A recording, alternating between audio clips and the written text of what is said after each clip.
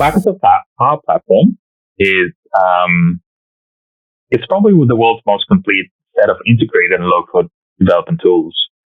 It provides Power Apps, provides web and mobile application interface for your end users, be they external or internal users.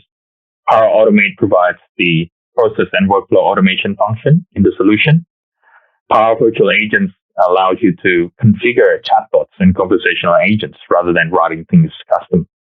Power Pages enables you to develop a portal for your customers or end customers, public facing as well, that subscribe or use the data in the data layer of the solution without having to build another integration layer. Power BI is great for data exploration, for analytics and reporting.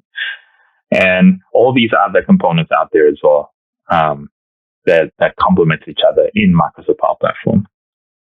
And you can see this as a journey as well, where you can use model-driven apps to create good experiences internally, conversation chatbots, smarter solutions using AI builders, maybe scanning forms and interpreting that into data.